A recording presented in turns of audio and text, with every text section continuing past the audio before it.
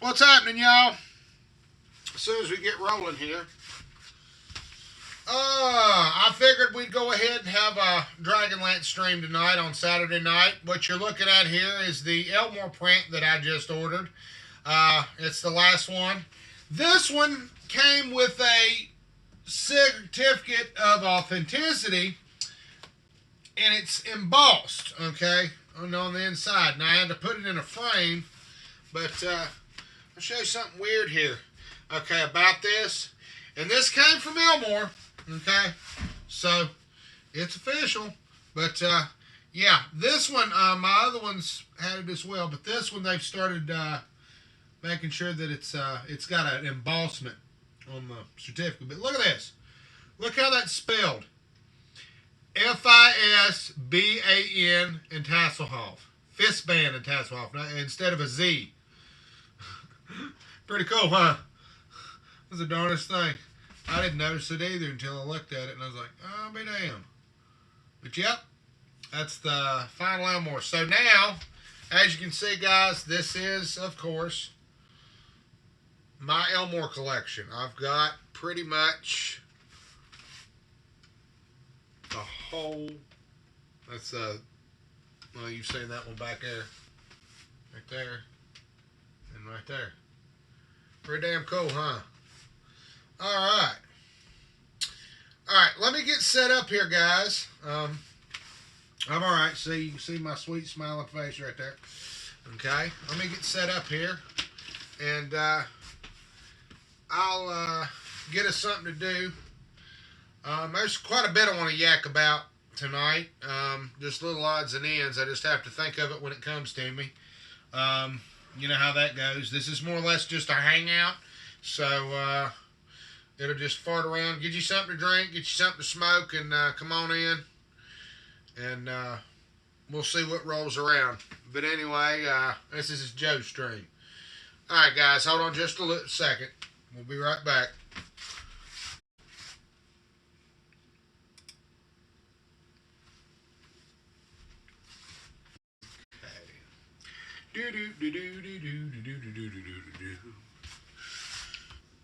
Would, but it never plays it like I want it to.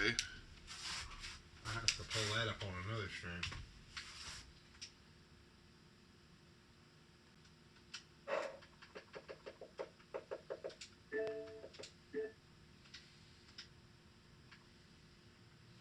If you a loudmouth, baby, you better shut it up.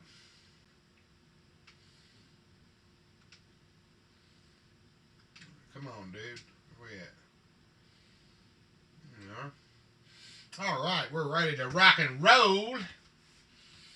On my soul. Bless my soul, baby. All right, y'all. It's Saturday night. We doing it right. We doing it tight, and we doing it tonight. Okay, what have I got to roll tonight for y'all?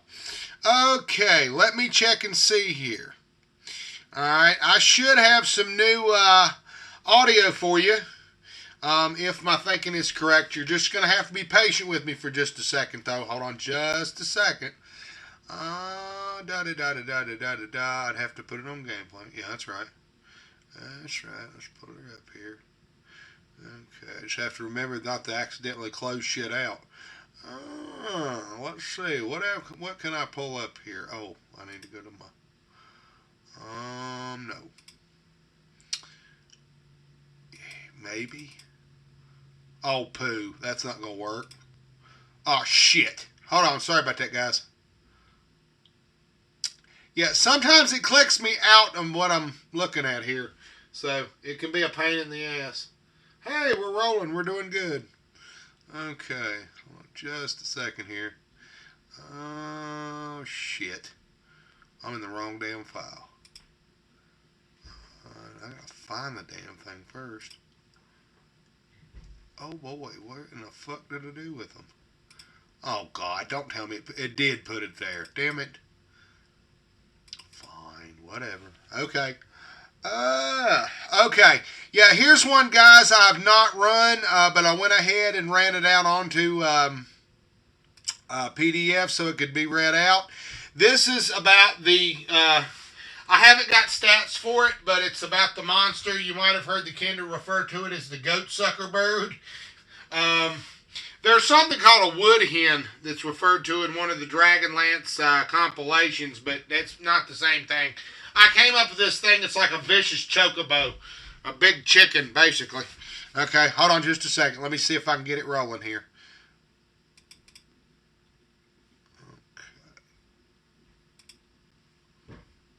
Okay, hold on just a second here, guys. Bear with me.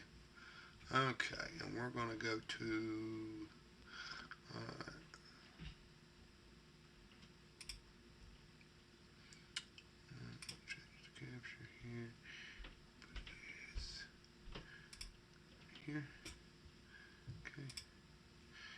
All right, guys. Hey, I think we're doing good. We're getting there. We're getting there. Okay. This should work, guys. All right. Let's roll it. Give it The goatsucker bird. Although comical in appearance and described by human-sized adventurers somewhat of a nuisance, this flightless but extremely fast and powerful bird predator roams the Argothian tundras and brushlands. The goatsucker bird, as it is known by Kender in Hilo, as well as south of Balafor in certain forested areas, a variant was caught long ago by either some gnomes or wizards for study, and some got loose to roam eastern Ansalon. The goatsucker can be described to PCs as a raptor amoa, prehistoric bird from New Zealand, like giant chicken with huge intimidating hawk eyes, so much it looks like it's leering at its prey. To a dwarf or Kender-sized opponent, these vicious birds can be trouble. The bird cannot fly and is rotund and comically fat and round. It also has a yellow down to its feathers, making it look all the world as one Kender described, a really angry pissed off chicken. The bird attacks by launching itself into a ball and using its powerful feet to run down and grab prey. Once the prey is trampled and caught, the bird takes its beak and literally beats its prey to death before pulping their skulls and eviscerating the carcass. It does not carry food to its young. Two goatsucker birds will fight to the death if one is in the area. The bird, while as small as a Kender or dwarf, it cannot be controlled or ridden as a mount. In addition, any mage who makes the mistake of using charm or any spell to make it docile will find the bird to get tankerous and go after any female member among the party with a +2 to any roll. The bird is driven into a frenzy of lust and cannot be tamed under normal circumstances. A sleep spell disorients the bird and makes it agitated enough to seek shelter elsewhere.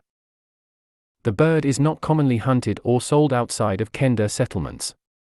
Northern Argothians will kill and eat them in the desert scrubs if they have no other option. Humans describe the taste as too sickeningly off to be palatable to a human. Dwarfs can eat it, Kender love it, but humans claim it is not as palatable due to the amino salts and acids not reacting the same as dwarven or Kender taste buds would allow.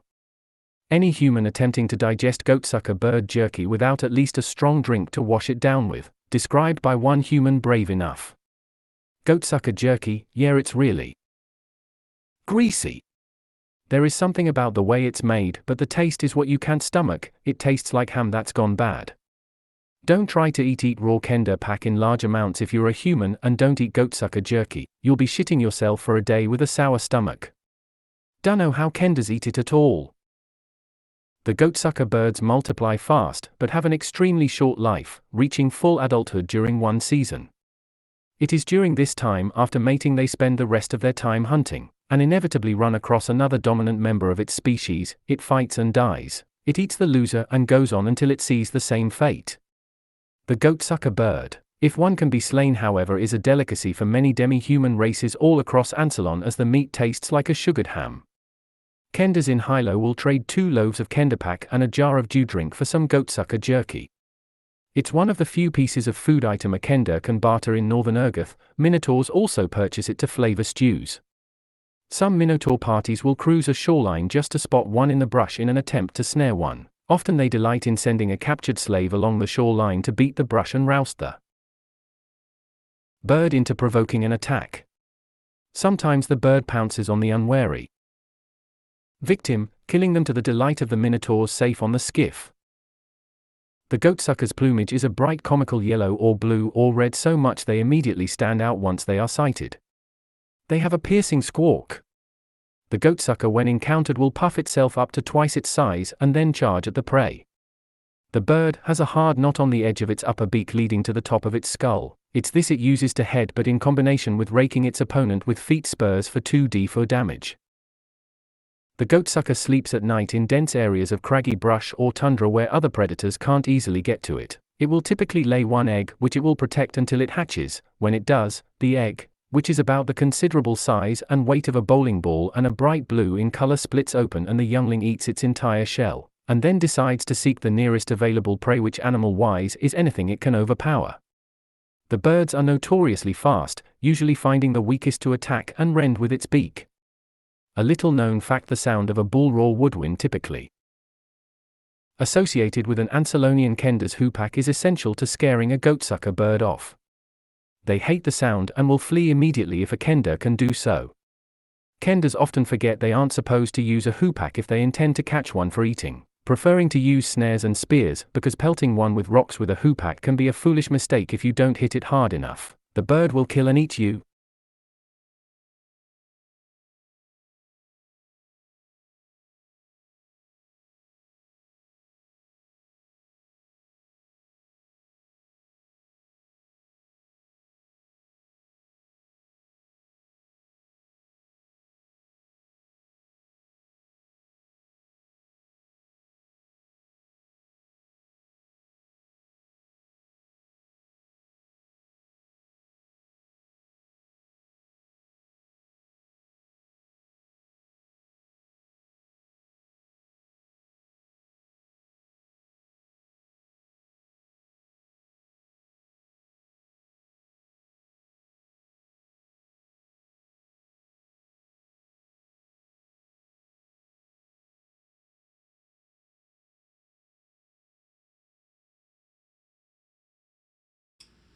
Alright, guys. Sorry about that. That took me a second. Alright, we're going to take a little bit of a break. And we'll be right back. I'm going to keep it on the dragon orb this time. Okay? Just so you can hear. Alright. I'll be right back, guys. Alrighty, what we got? Oh, shit. We'll be right back, guys.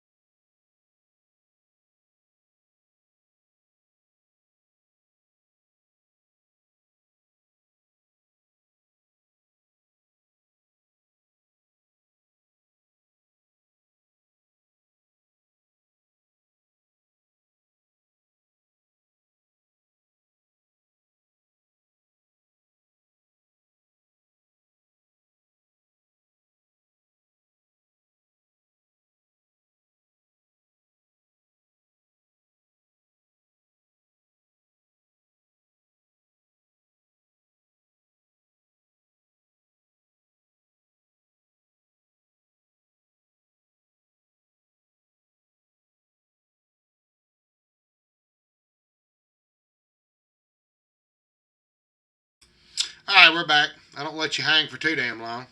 You know me, y'all. I ain't let you gonna sit too damn long. Shit. Alright, what do I want to roll tonight? What do we want to roll tonight? We want to roll... I was going to talk a little bit about what we've got going here. Oh, okay. As it stands, guys, the third DragonLance novel is supposed to be coming out. It is, well, as I understand it, regardless of what happens at WotC or Wizards of the Coast or anything else, DragonLance books can still be published, okay? They had hired that license out before when they weren't publishing anything. So, never lose aspect of that, despite, you know, as far as what is commercial owned as far on the D&D side. But as far as the DragonLance novel stuff, it's still somewhat independent of that. That's why Margaret Weis is still finishing that. As far as I know, I don't know the business aspect of it. I'm not worried about it. You'll get to read it when I get to read it. You know, that's just what it is. I don't get no inside scoop on this shit. I will say, you know, there's good stuff, there's bad stuff, and you have a choice to whether to read it or not. You know, that's always been that way as far as, you know, Dragonlance material. There is no wrong way to approach Dragonlance, guys. I was introduced to it through the comic book. Okay, I've said that many a time on just about every stream, and I can't emphasize that enough. There is no wrong way to approach Dragonlance. We're not going to leave like the fifth age people out in the cold, you know, because some of you all actually picked it up from fifth age. You know, you weren't introduced to it through the traditional means. If somebody was to ask me, that's my damn remote, I dropped it on the damn floor, sorry. If somebody was to legitimately ask me, what do I consider, okay, I'm going to keep it tilted right there. If somebody was to ask me, what do I consider to be core Dragonlance? If somebody was starting out reading Dragonlance, and you really wanted to get the core of it, I would recommend Dragons of Autumn Twilight. Just Dragons of Autumn Twilight. If you didn't read anything else, read Dragons of Autumn Twilight. I say this because Dragons of Autumn Twilight was the one that they wrote. They really had no intention of doing anything after. Well, they didn't. Well, for one, they didn't know if the books were going to sell. Okay, it was kind of like a lightning in a bottle. And so they had to make up all this thing to be able to compete with like something epic on the scope of Lord of the Rings. TSR wanted something that had dragons in it. You know, they published everything else, spy stories, all this other stuff. They had a lot of diverse stuff, it's true. In the 1980s, you know, they kind of had to tamp it down a little bit because it was all over the place. They didn't really have anything that was what they could consider traditional fantasy.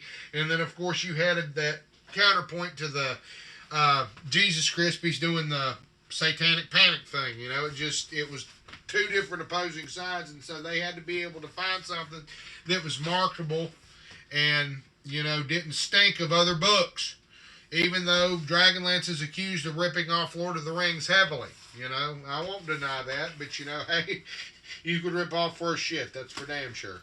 But I will definitely say, if I was to show you these books right here, guys, okay, take a look at these. This is a varied assortment of Dragonlance books written by different authors. Now, you have a traditional Dragonlance book on the bottom there, that's Dragons of Spring Dawning, okay? But you've also got, let's see here. Should I turn on the light here? I guess I should here in a minute. Hold on a minute. I'm flying blind here. You just bear with me. This is Joe's stream. Joe does it how Joe wants to do it. You remember that. Okay. Alright. Take a look-see here. Alright. Hey, that looks pretty good on the monitor. Okay. We have, up at the top, if I'm thinking correctly, alright, this is Brothers Magier. Very good book. Okay. This was one of the first ones that I ever read, okay? When I first started reading Dragonlance, okay, I got, well, the first time I saw Margaret Weis's name in print, I had gotten a copy of War of the Lance. Did I set it over here? Tell me it's sitting here. There it is. There it is. There it is. Here it is. This one had Raceland and the Knight of Solamnia in it. But it's also got the story of Tasselhoff, the story that Tasselhoff promised to never tell. Okay? Very good book. Okay? See? I just bought the print. See? But that's the first time that I ever saw that. Okay? This is what initially introduced me to it. It was the Dragonlance graphic novels. Okay? These right here. We'll go over that here in just a minute, but I'd already covered that on another stream. But anyway, let's go back to this, all right? You've got several of these preludes books, okay? These were written by different authors, okay? This was somebody named Kevin Stein, and it was an introduction by Margaret Weis. This was a very, very good Dragonlance book, and it's considered to be outside the normal Dragonlance canon. If you can get a copy of this, read it. It's very good. It does have a Kinder in it. Oh, and the theme of the book is about cats. Okay, so it's very significant in that yeah, that's one of the really good ones. The Companions. This is an excellent book. Now this is the one where they go to Taladas. This is the one where Taz drinks a potion and becomes evil for a little while. Yeah, you just have to read it. I'm not going to spoil it. Wanderlust. This was the one that was the Taz origin story. Okay. Let's just say. 3 can keep a secret if you can get rid of 2. Oh, that's pretty sinister for a damn fortune cookie, ain't it? That's messed up, dude. Oh man, Wanderlust. There you go. The second generation, Margaret Weis and Tracy Hickman. Okay, this was a good one. This was the one that was released shortly before Dragons of Summer Flame. They had some short stories and stuff, and this had a segment in it. Let's see here. It's here. Well, they had the story Kitty Yara's son. It was about steel. I actually liked that leading up to Dragons of Summer Flame. Now, of course, Dragons of Summer Flame is kind of rushed. A lot of people think of it the same way. Then, of course, there was the story about Raceland's daughter. Okay, that's the one where he met the woman. That's Usha. Yeah. Of course, that's the War of Souls. Okay, if I'm thinking correctly. That was one timeline, and they don't really do that one on this one. That was a different timeline. But the whole Fifth Age thing, it's considered to be an alternate timeline. That's the way you look at it. Think of the movie The Flash, okay? By the way, that kid that plays The Flash, he would make a pretty good Dalamar, wouldn't he? Look at that. Look at that. That is so cool. That's the legacy. That one was actually written earlier. It was written during back when the first 3 Legends was written. Let's see here. There's Dragons of Summer Fun. Well, that's like a teaser. There's a segment here on the Knights of Takesis. Here it is. Yeah, you can play the Knights of Takesis for the AD&D 2nd edition. I don't know if anybody's copied it or whatever, but I'm pretty sure somebody can probably take that and take a couple of pictures of that and run that out if anybody wants to put that in their game. It's in there. That or just get a copy of this book. This book is not hard to find. Good grief. That cannot be that damn hard to find. Okay. Then, of course, my favorite, Kindermore. This one, if you read no other Taz book, this one of any of my Taz Opportunity, this is probably the one that I hold the most dear right here. Okay. Mary Kirchhoff, Steve Winter. See, these 2 right here, they had worked pretty much on these 2. Yeah, these two are the premier Taz books in my opinion, right here. Okay, guys, I'm gonna take a little bit of a break here. I'm gonna sit down for just a second. All right, catch my breath. Let's turn this right toward here. Get this out of the way. Oh, and we'll be right back. We do a little bit of this, a little bit of that. Oh, let's see, what else could I run? I can't think of anything else I could run again. No, I don't think I want to try to run that because I need to. I guess I could. Again. I don't really know. No, because I think I'd have to switch the background on it. I can't remember, guys. I'm going to leave it on the Goatsucker Bird for a minute. Oh, I have no clue. Just let me collect myself for a minute, guys. We can sit and talk and hang out, do this and do that. Go get you something to drink. We'll be right back.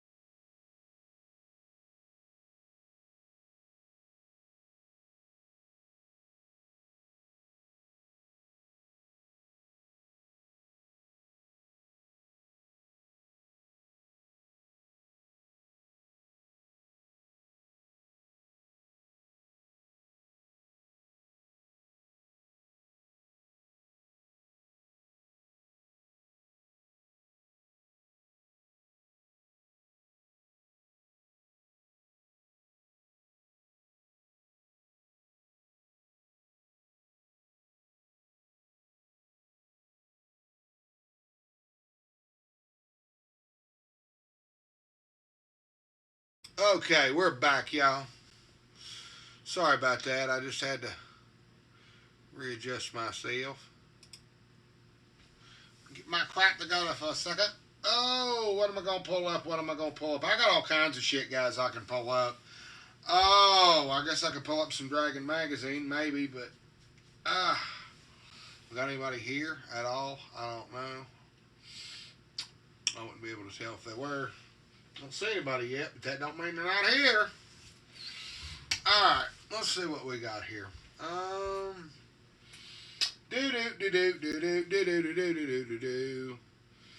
on just a second here, guys. Yeah, I'd pulled up the Dragon Strike thing before. I guess we could do a reaction shot of that. I don't know if I mean, I could probably set up a VHF. I don't know. Do a reaction to that. Yeah, watch the Dragon Strike video. Nah, I ain't gonna do that. I ain't gonna do that. But I am gonna pull up something good. Hold on a minute. Let me see what I can find here. Give me just a second here, guys. That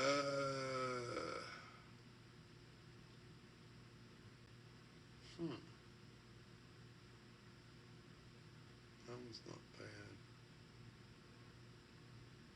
I'm guessing. Here's this. Let me pull it up here and see what. Well, shit. And I have successfully managed to. Okay. What year did I pull this up? This was January.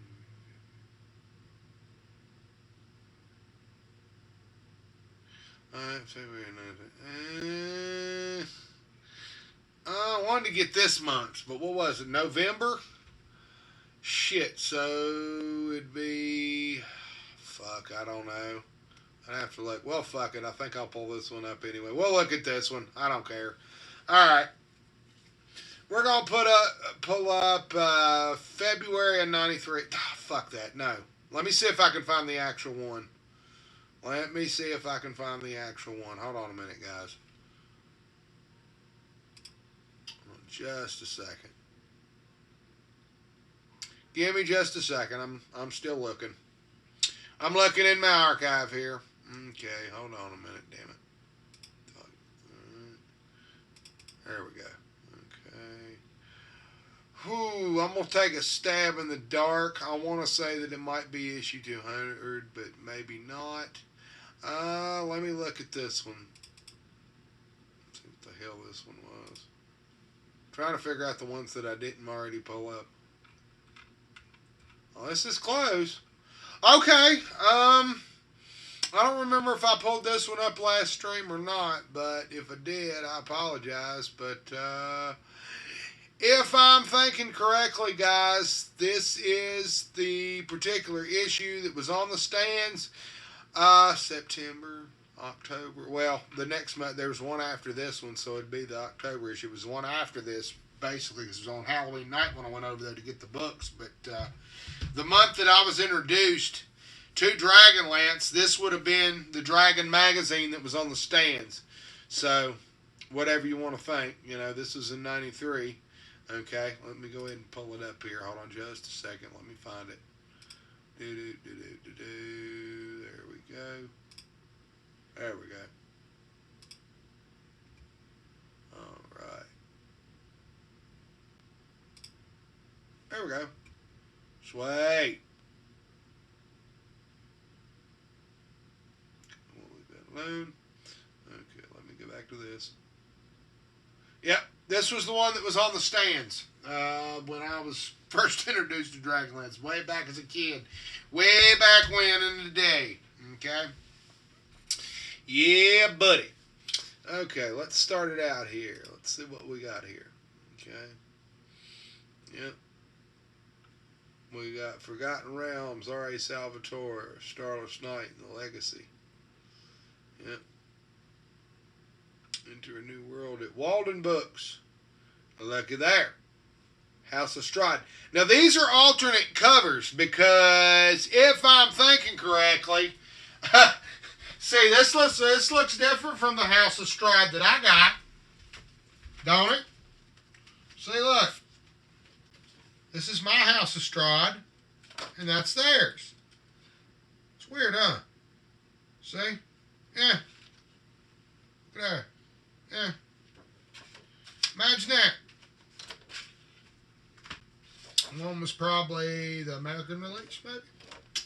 Don't know. The Walden Books ads are kind of strange, really.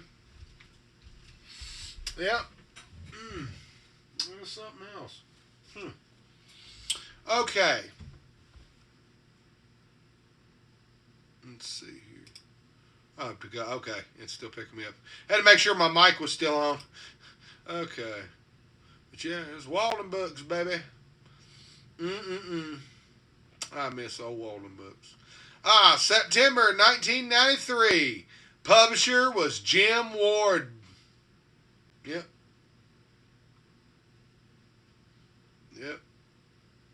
Ed Greenwood, Craig Schaefer. Look at that. The Marvel Files. See, they covered stuff for Marvel. Yeah. Lisa Smedman. Now, Lisa Smedman wrote the Black Roses Bloom module for Ravenloft. That's the one that I was based the Strahd and Raceland thing on. Okay? So, I need to look this lady up. So I'm not butchering any of her work or anything.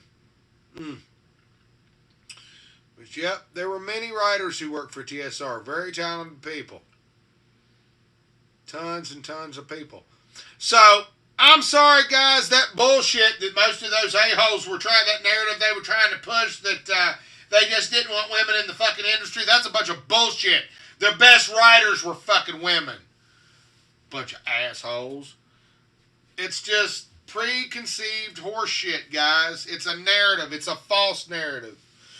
Why they're doing it, who knows? No, I know why they're doing it. It's kind of like, I guess I can't blame them. Hell, I mean, coming up, I picked up DragonLance early too. I was kind of a late bloomer too with DragonLance. Okay, I picked it up at the tail end when it was going out at TSR, and you know there was a lot of preconceived stuff that I thought too. And so we found out as we got older that Santa Claus don't live at the North Pole. So you can't really blame them for some stuff. But this other shit, you know, that they talk about, like, if according to these assholes, they think that Gary Gygax kicked his dog and beat his wife and all this other shit. And we're just like, no. It's bullshit. It's just complete bullshit. That's all it is. If it come from the internet, it must be true. And it's the same crap, okay? It's the same arguments over and over again, okay? All right, let's see here. You might be an unfair dungeon master if you hear these quotes. Each of the kobolds has a wand of Orcus, so this troll seems to be regenerating our fire damage. I know I'm new at playing, but I'm pretty sure that mace is a metal-tipped club, not a mugger deterrent spray. Fighters can't use edged weapons.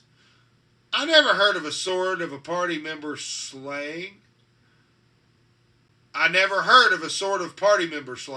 Okay?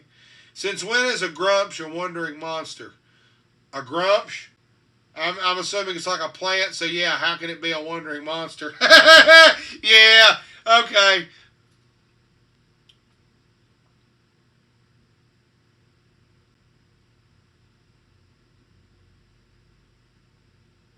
Dear Dragon, after receiving issue 191 in March and reading the article, An African Genesis, I remember a letter you published in issue number 176.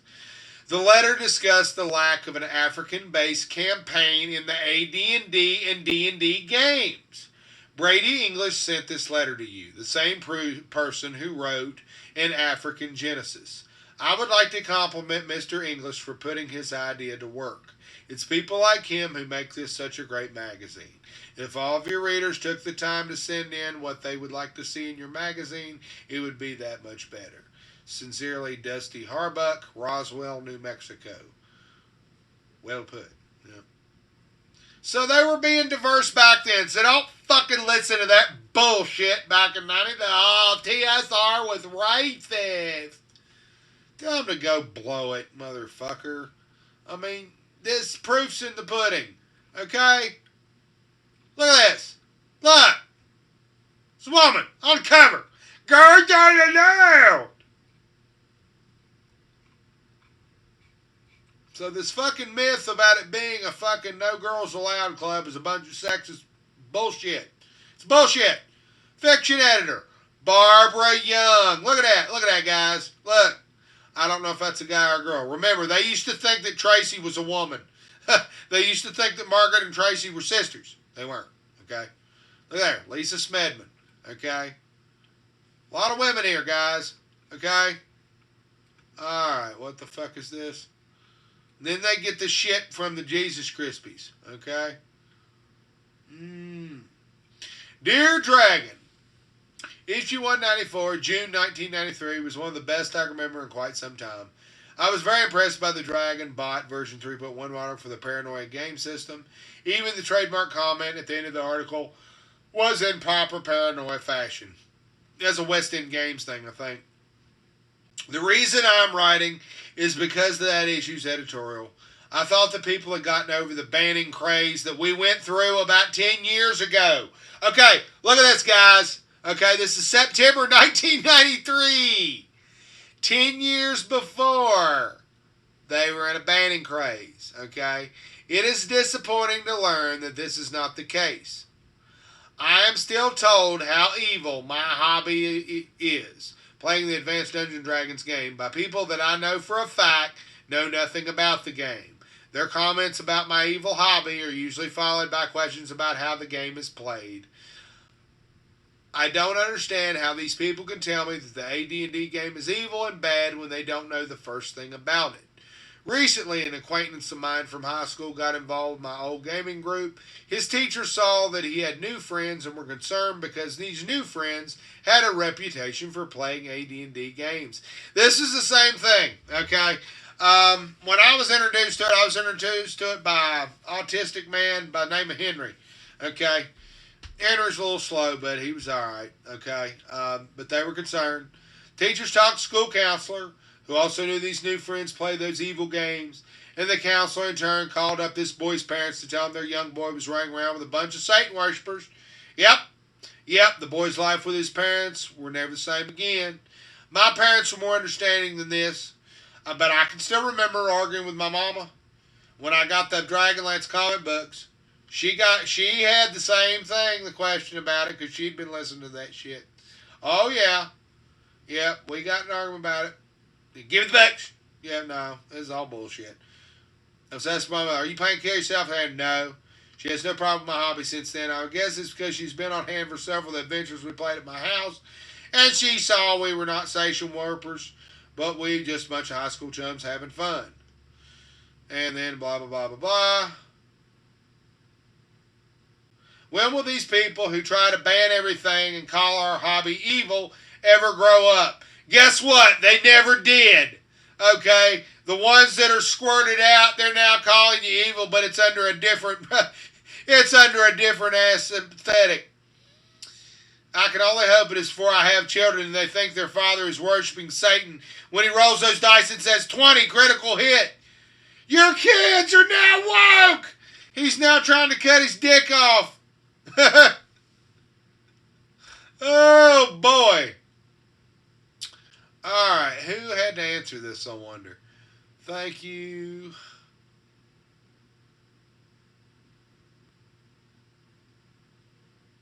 Okay, as for your second point, it was funny that I decided about to start this paragraph, and I mean at that exact moment, I got a phone call from the executive area of TSR to come down and pick up a fax. I did so and discovered that an unknown person had faxed me a copy of newspaper column My Turn that appeared in the Mesa Tribune on June 30th, 1993, page A11. The writer, Ann Mead, was disturbed to discover that the Mesa Public Library was allowing kids to play D&D games there. She states that after her son expressed an interest in playing the game, she made some phone calls. Ann Mead, a Karen, to clergy, vice principals, mental health agencies, counselors, co-workers, and other parents, and was told by all that the D&D game empowers evil. She then lists a host of horrible things said to be connected with the game, and then concludes her column with a warning that young people can be innocently find themselves deeply involved in the influence of evil power. The person who sent the column to me had scribbled a note across the bottom of the sheet: write the Tribune today, or you'll be playing only checkers and go fish tomorrow. Oh boy, look at that shit. Alright, okay. That was at that time. Alright, let's see here. Let's go to page 8. Let's see who had to answer. Was it Tracy Hickman that had to answer, or one who had to deal with it? Come on. Where's page 8? Page 8. Where's my page 8? Alright, here it is. Very well put. Okay, letters. Is this it? Very well put. I spoke with an editor at that paper and learned that my turn column, in which Miss Mead's remarks appeared, was open to submissions from those in the general community. Many newspapers have such forms for public opinions. I spoke with another editor at the Tribune who said the paper had received and published many letters in support of gaming, these coming as a result of Miss Mead's column. If you see a similar anti-gaming opinion expressed in your local newspaper and you decide to write a rebuttal, I would be happy to hear about it. So would your fellow gamers. Let's bear in mind that poor Mrs. Mead, okay, let's not bother this person, okay, whoever they might have been. Ill-informed, well-intentioned, maybe Miss Mead saw the light, started playing D&D, okay? We don't know what happened to Miss Mead, okay? This was in 1993, so God only knows. Maybe Miss Mead's not even alive. Who knows?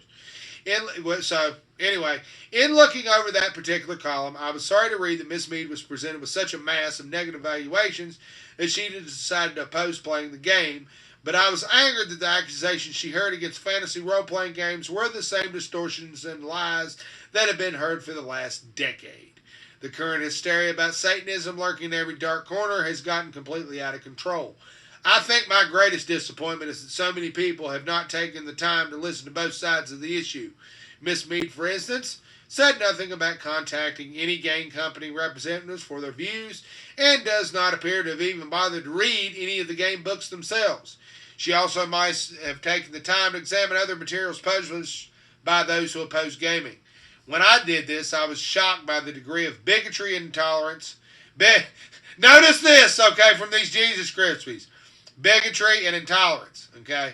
When I did this, I was shocked by the degree of bigotry and intolerance that one anti-gaming publisher displayed toward other religions, toward science, and toward our basic American freedom of thought. See the editorial in Dragon issue number 182 for details. Damn, this is wrong. If involvement with role-playing games leads to Satan worship and the influences of evil power, then I suppose that after 10 years of working here, I should be one of the top evil high priests, which would probably come as quite a surprise to my family, to my friends, and those with whom I attend worship services. Is this Tracy? Wait a minute, let me go down here. Is this Tracy? Tell me this. Okay, who the fuck? Was it Roger Moore? No. Who was it? They don't tell us. Wait a minute. Was it Tracy? That's got to be Tracy. Wait a minute. All right, keep reading. I should be one of the top of this. Though I've not conducted a poll here, it's been my experience of my 100 plus co-workers at TSR Incorporated are predominantly Christian, either Catholic or Protestant, with an assortment of other religions. From overhearing random conversations, I know that church going is a part of their lives of many people here. It's interesting that all the negative anti-gaming crap that I've seen, I've never seen anyone accuse TSR people themselves of being Satanists. Only the people who play the game are bad, not the ones who make it. A particular distinction. No, ignorant rumors are like that. So they've never said anything about them. Lots of people at TSR have families. As is evident, happy mothers bringing their newborn babies, retired parents enlist their older children to help stuff envelopes or sort papers. Yeah, they took a dead bee. Yeah, they put a dead bee in one of the boxes. No one here would tolerate or condone the publication of material that we felt was harmful to the public, especially material that was harmful to our own families. Lots of people like our games, some don't, and that's fine.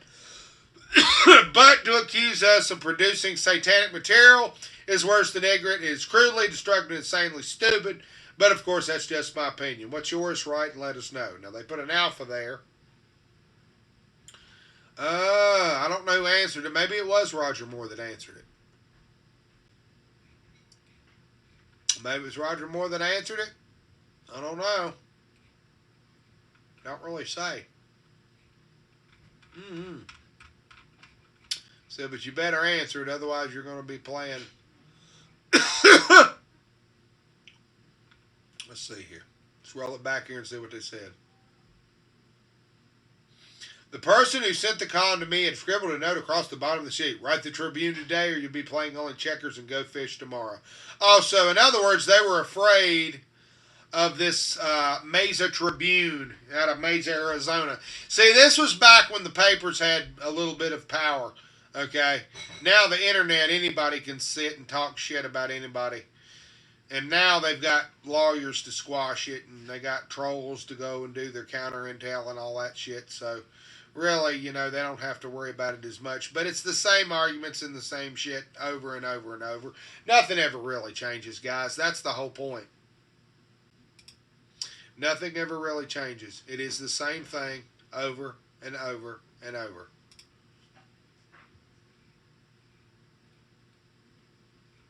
Am I going a little fast? Yeah.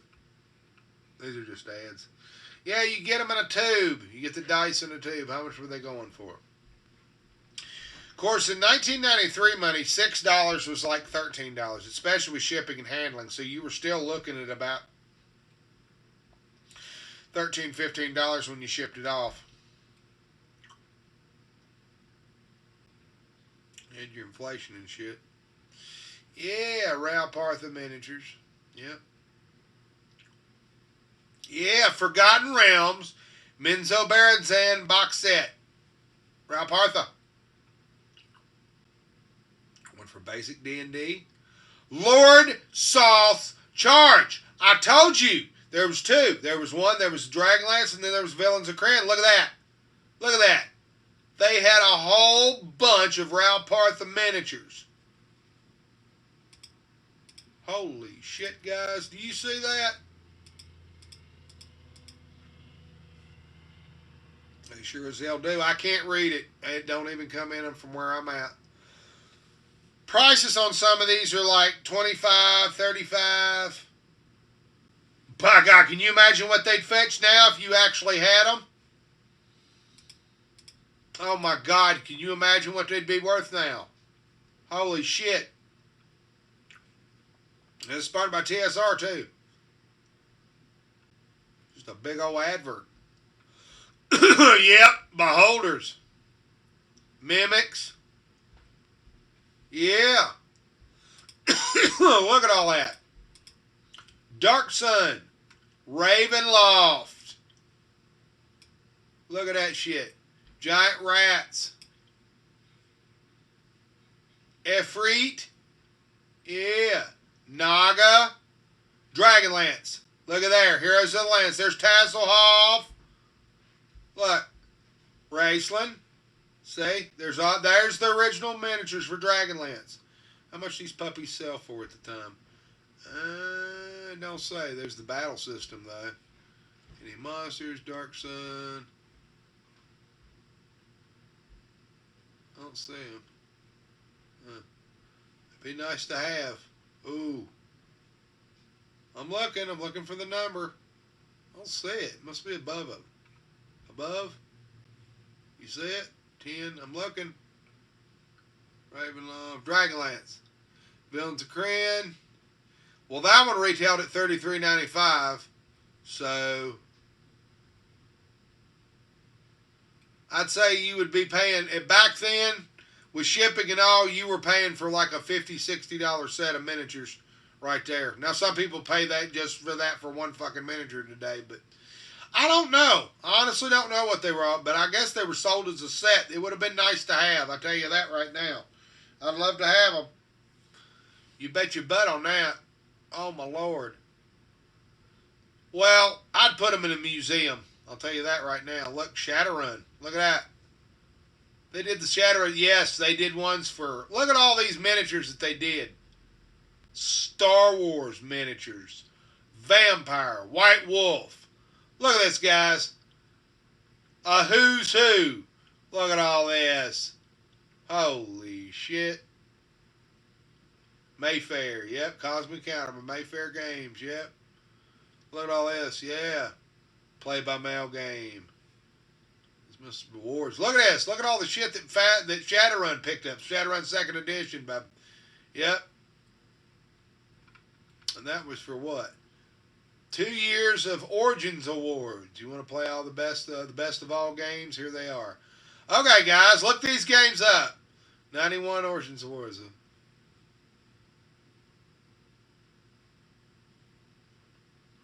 We're talking about pub balloting. So this was in 91. This was the stuff they're playing in 91. Trust me, your old school grognards would recognize this list. I bet you my hat, coat, and ass that Max or Legion of Myth knows every single one of these games. So I'll go slow. Yeah.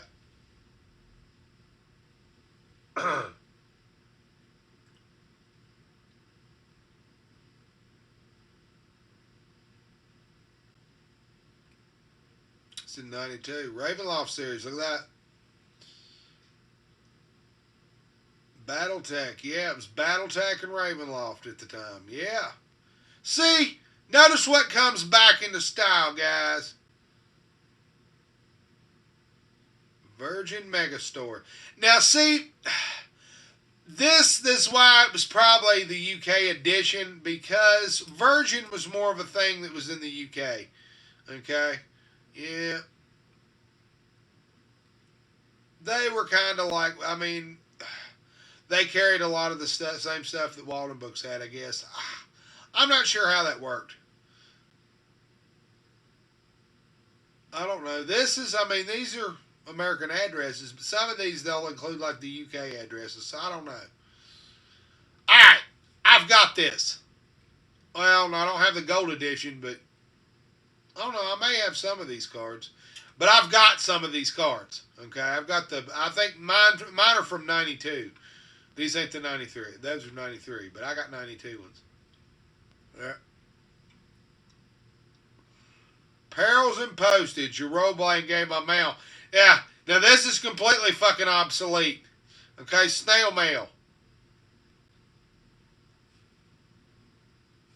Now, you could probably still replicate this, but you do it by email now. Yeah, something the internet made obsolete. Really? Yeah, that made it. Yeah, the internet made that shit by mail or by modem. Yeah, see.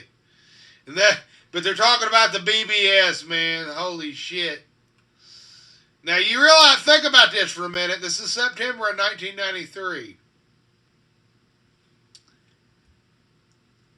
And they're talking about a BBS. Caller. Predates AOL and Gemstone. Round robin.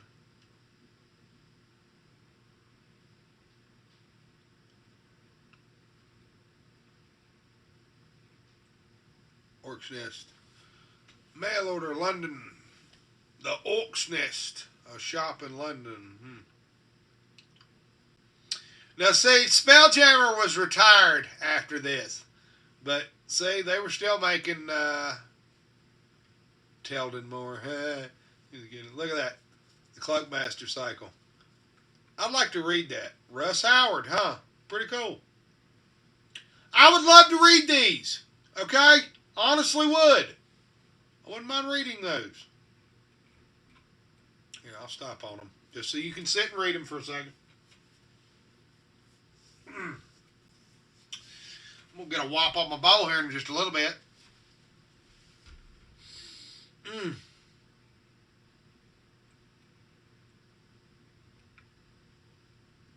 Now that is a nasty looking thing. A Banelar. That is fucking vicious. Naga-like creatures. Yeah, buddy. Look at that thing. A flame skull. Huh, cool. Well, these are Forgotten Realms creatures. A foul wing. Yeah. They would have monsters. A whip sting. That's a weird looking thing.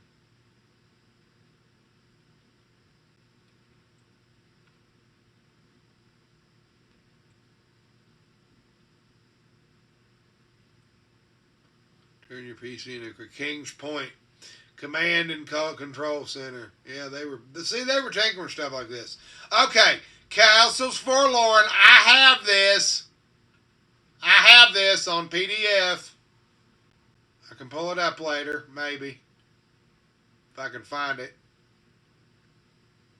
Boar War knife. Look at that. That's kind of cool looking. What the hell is that? The known world, earth-shaking news about the Mystara campaign setting. Okay. Oh, okay.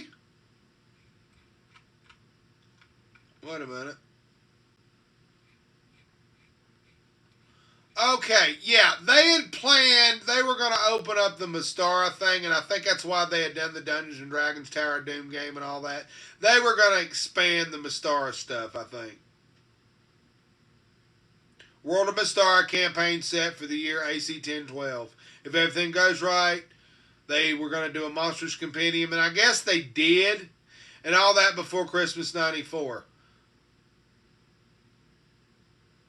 Last but not least, the special game accessory will recreate in AD&D terms the Savage Coast 12 years after the familiar Princess Arc series. Okay, whatever that was. If you follow Mystara, then you know what they're talking about. I followed Mystara loosely. I know the arcade game's based in Mystara, and the original D&D setting for the original D&D game is Mystara.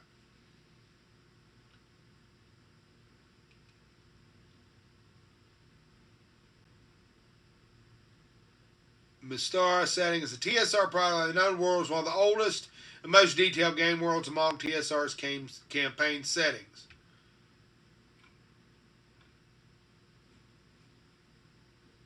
And they wanted to pay attention to Mystara. Okay. And evidently it kind of fell through because it didn't go too far. But that's what they said. It was based on some old stuff that who the hell knows? Maybe it was just something they were trying to sell at the time. You know how that goes. It's a gimmick like everything else. But no, the original was... look in the original D&D Cyclopedia. Okay? The Rules Cyclopedia. You'll see it. It's Mystara. Gen Con, the Game Fair in 94. Now look at what everybody... Look at the mullets. The nerds. These are the people that run on MIT now. Other doctors and lawyers.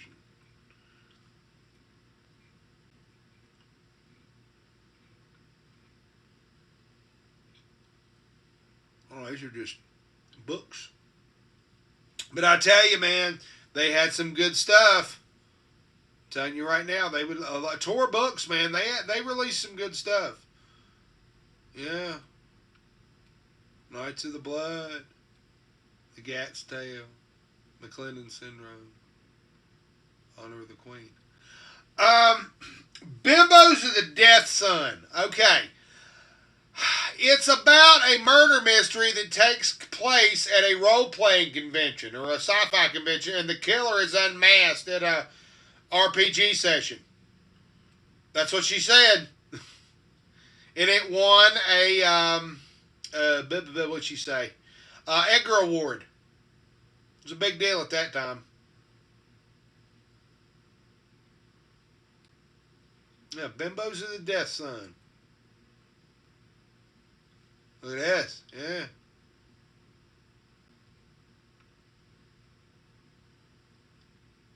Oh, I got tons of shit to show you, dudes.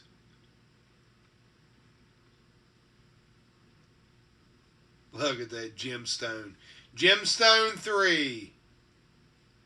And I mean, we're talking shit. Gemstone 3 is like ancient. I mean, ancient, guys. Holy shit. I mean, oh, grief. That back before anybody was on, I mean, yeah, they're advertising Wolfenstein. Okay, it had just literally came out. I mean, they did that for several months. You know, this is back before they got everybody into PC gaming. Not everybody had a computer, guys. And most computers were not set up to run games. There were only one or two PCs that were dedicated for that. One was the Amiga. And those fucking things were ultra expensive. They were astronomically expensive, especially at that time. And the telephone bill you had, buddy, look at all this shit. Yeah, that $2 monthly fee for all checking accounts, da-da-da-da-da. I mean, they had all this weird shit. But yeah, you could sign up, download games and shit. That was the early internet. Look at that, Federation 2. Yeah, Federation 2, it was like Star Trek, I guess, but it was, yeah. Now look at that, set up communication software, 81 North, 71 East. That was using a satellite dish. They had ones that would use a band or a baud like a CB. Okay, well, satellite, but it was satellite that they, yeah, back then. That's what it was. 81 North, 71 East, and that was to catch the satellite. Yeah.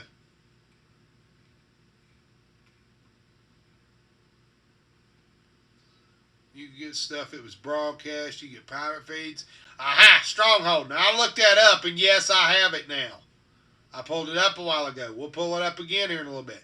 Fantasy Empires. Now, I did not know about this game. I thought it was just some random ass game that come find. No, it's official D&D. I looked like an asshole. Yep. Yep. Yeah, sure does. I'll have to look it up later. I will look it up. Fantasy Empires. It's probably on GOG. It was hard as hell to find Stronghold, but I found it. Yep. I'll pull it up here in a little bit. Dark Sun. Yep.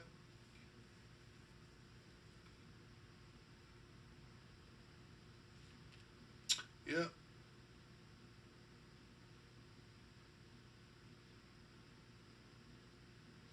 I still remember playing test one of the SSI Dragons games about the usual undead and evil warriors come top of a castle spire, so on the screen flashed the image of a huge black dragon with the appropriate roar.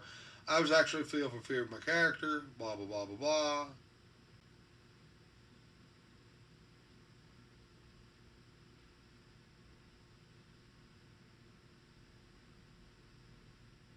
Eye of the Beholder one. Yep. Yeah, this is an article about playtesting Eye of the Beholder. I guess I could put it on audio, but do you really want to sit through that whole article? I mean, I can let it run, but Stronghold, yep. See, this is what they were talking about then. The Dark Sun game, Shared Lands. I don't have Dark Sun, but I think you can find them on GOG. I think they've got them. And the Al-Qadim game. The Al-Qadim game I saw on Abandonware here not too long ago, but getting it running, I don't know about. Aha! Middle Earth roleplay. Oh! I forgot to tell you all about that. I've got that running for DOSBox now. I got both of them. I got both of them running for DOSBox. I sure as shit do. I guess I could run that tonight. We could try to. I'm going to do that on a different stream, though. I'll do that on a different stream. Yeah, we'll set that up as a Lord of the Rings stream. I can do that. But yeah, I sure do.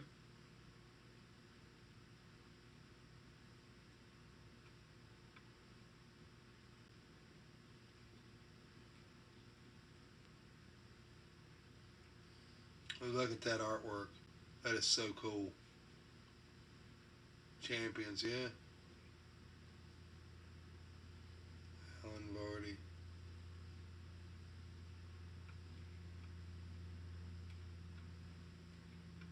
This is just the Champions role-playing game. Mostly superheroes, I guess. We're in Middle Earth. Yeah.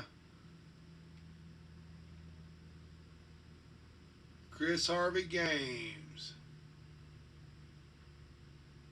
In Charlottesville, Virginia. Iron Crown Arrow. Up in Charlottesville is where they were out of. That's kind of cool. Wonder if they're still around. Or anybody related to up there. That's kind of cool, man. Shit, yeah.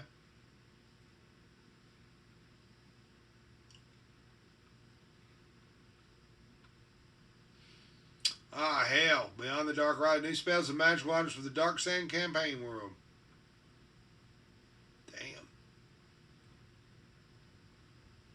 Erdlu Claw. This spell's cast on a humanoid being, its fingernails grow into claws. Twice select the claws of the Erdlu bird. Once in this state, they do damage as hand raisers. The spell was developed by elven mages who belong to nomad tribes and who do not already have clawed hands.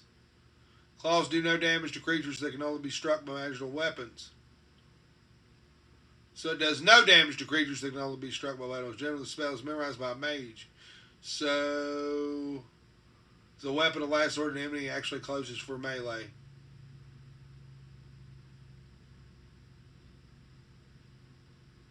Nerdlu Claw, huh? Weird.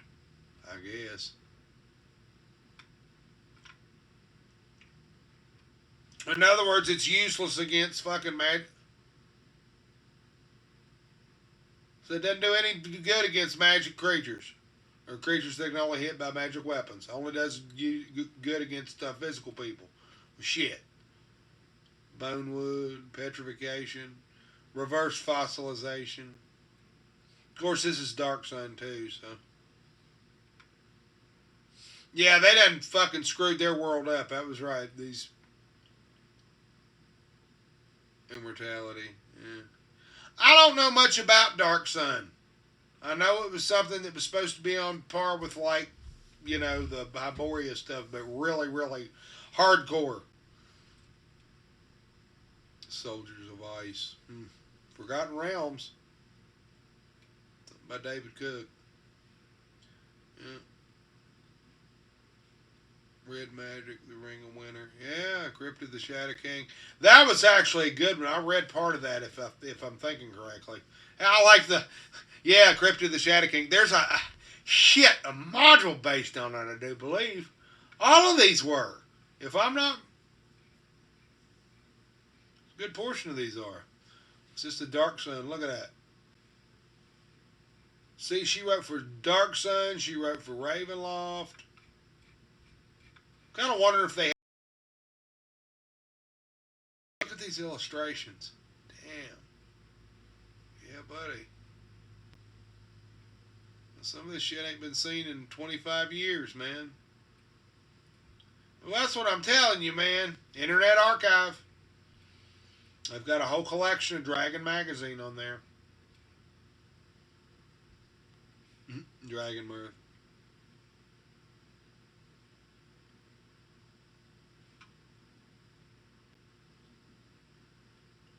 Yamara. I can't read that. Sometimes the comics didn't make a hell of a lot of sense. Say, like this text-heavy shit that just, you know, some of it's just fucking awful. I don't know. I mean, you just had to get into it, depending on what it was. I'm not putting anybody's shit down. I don't really care. I just didn't follow it, okay? I'm not familiar with it. It's the first time I've seen it. I'll probably sit down and study it, and it might make a little sense to me, but right now it don't, so don't worry about it.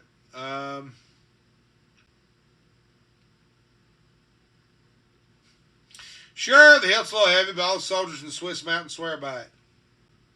Hit Baloo. He used to do a lot of dirty comics. I'm embarrassed I should invade a place I already conquered last year. Defiler. What's he doing?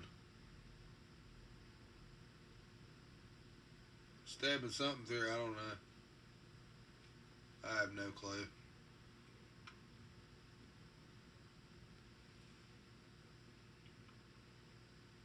Lord Randall, the Free Lords are coming.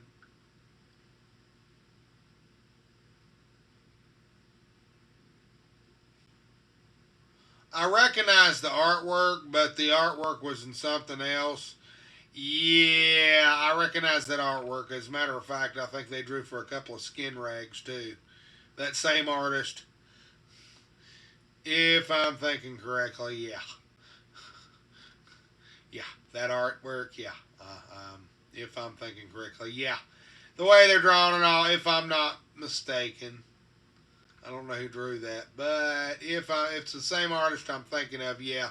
They used to draw for the skin rags too, so.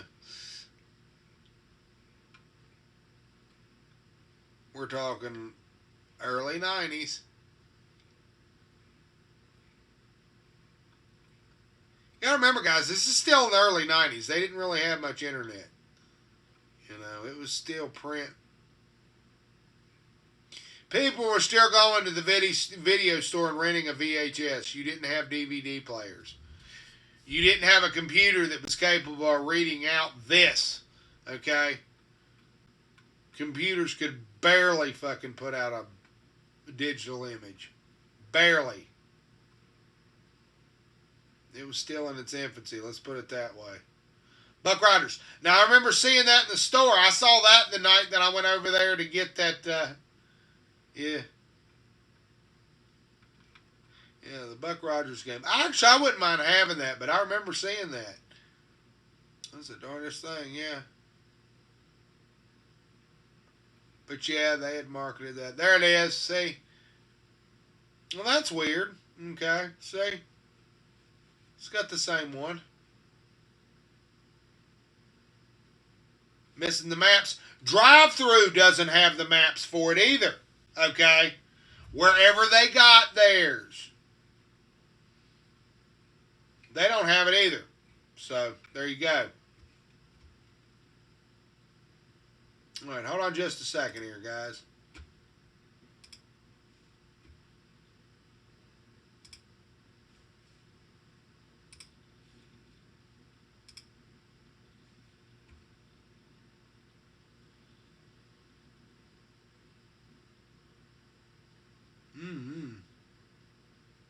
September, so that'd be October, I guess.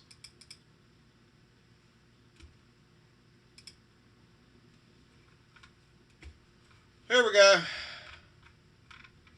Alright. If I'm thinking correctly,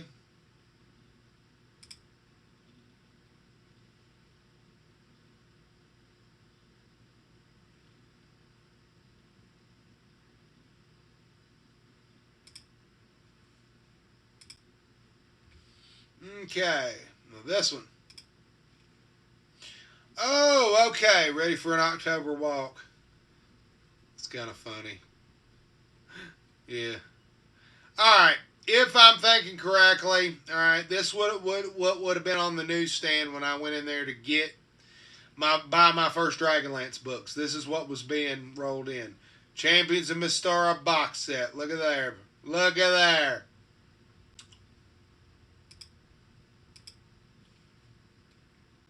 Nice. Castle Forlorn. Yep. Book Artifacts. Yep. October 1993. Alright. Now, if I'm thinking correctly, they were playing on the radio. Remember the Beavis and Butthead and Cher duet? That was big on the radio at the time. Okay, that's what had come out. Alright, you gotta remember the Cranberries. It was 93, yeah. Yeah.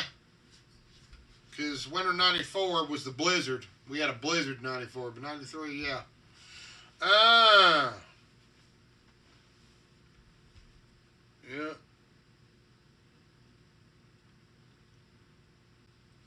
Looking Glass, Sandy Peterson, yeah. Yeehaw. James Lowder, The Marvel File, yep. Now, he wrote that Lord Soth novel later. Yep. Night of the Black Rose, he wrote the novel for it. So, yeah, he worked with Marvel. It's hard to say where these people are at now. Like I said. I'm not on the up and up of who's doing who or who's writing what. Shit.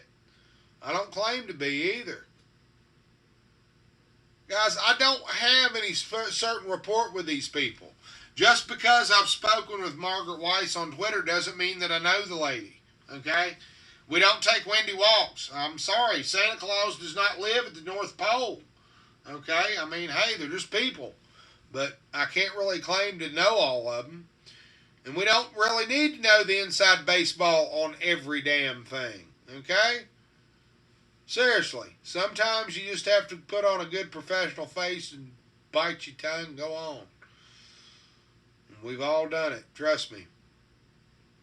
A lot of times when we didn't want to, but we did it any damn way. You know? Just did what we had to do. Simple as that. I was a fusion from a Klingon chain gang.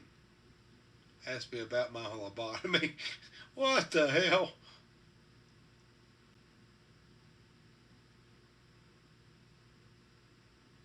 Something about setting Margaret's deck on fire. What? Okay.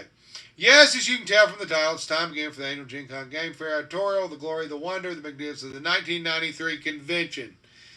In my mind, only by the first 3 times I saw the movie Jurassic Park. Okay, so Jurassic Park's just come out. Alright. The following is a compilation of my 93 Gen Con Game Fair experiences. Called from the smudge page of notes I took while incarcerated in cell number 1 of the Klingon Imperial Detention Facility in the east wing of Mecca's main hall. This sounds like making this all up, but I'm not. We'll start with the con preparations. This year's Game Fair, among its billions and billions of other events and features, invited Mr. Oh My to come as one of its most special guests. Now, this is before George became the virtue signaling paragon of hope that he is today. I like George. It's just George is old. He's entitled to his own opinions. We ain't going to bother George, okay? The fact that George was taking a gig at his age to do a Star Trek convention, bless his heart. Okay? All right. They invited George Takei comes one of its most special guests. George Takei, of course, better known, blah, blah, blah, blah, blah. The very thought he'd be able to get the Mr. Sulu to come to Milwaukee to the hearts of every closest Trekkie at TSR. Now, I don't know what he thought of the actual convention. Boy, I'd like to have been a fly on the wall there. Yeah, I bet somebody's got some interesting stories. Where's what actually happened? Yep. Interestingly, those who reacted most intensely to the news of Mr. Takei's arrival were women, married women included. Mr. Takei's arrival was part of Science Fiction Saturday, a wild day of SF fun featuring Beau Trimble, Jean DeWeese, and others, whoever they are, organized entirely by the incredible Sue Wineline, okay, Sue Wineline, whatever, about whom more later. Tuesday, August 17th, spent hastily stuffing boxes of posters and supplies in my adopted son mannequin, Bud, into my Geostorm, while at the same time trying to manage the production of 3 magazines at once. Failing misery at the latter, I left work at the end of the day for the pre-convention warm-up party at Margaret Weis's barn house. I was able to get Bud out of the car and upstairs to the main party itself just minutes before those fun-loving gamers from Indianapolis and Canada set Margaret's deck on fire. So somebody set Margaret's patio on fire. Who set your patio on fire, Margaret? By way of explanation, I have to say that it was sort of a guy thing. The deck caught fire around some candle dish Margaret was burning to keep the bugs away, and all the guys on the deck stood around and watched it until Margaret came out and had a fit and asked someone to put the fire out. Oh, okay, the guy said, and put the fire out. Margaret went back in the house and came downstairs to the den where a bunch of other guys and I were watching Henry V on TV. It was the scene where the king is giving his Christmas Day speech before the Battle of Agincourt. "They set my deck on fire!" Margaret cried hysterically. "Just a minute," we said, still watching King Henry rally his troops. "It was on fire and burning!" Margaret cried. "We'll be up in a bit," we said, still watching TV. You get the idea. So in other words, they sitting there watching Henry V and they set her deck on fire. When I finally went back upstairs, Bud was hanging over the deck balcony, probably as a result of smoke inhalation. I recovered him and we set out for home to await the coming of Wednesday's setup day the day before. Thus we missed the test firing of Gary Pack's fireball wand from Margaret's deck, the very same deck that was burned up a little bit earlier that evening. I understand that the after effects were quite remarkable. Plotting the downfall of humanity since 1990, Pagan Publishing Company slogan. And it goes on to be about the whole article. Damn. It's a lot there. Huh. Buckaroo Banzai. The only reason we're time is so that everything doesn't happen at once. Buckaroo Banzai. Yeah, Margaret Weis likes that movie. So. Oh, here we go.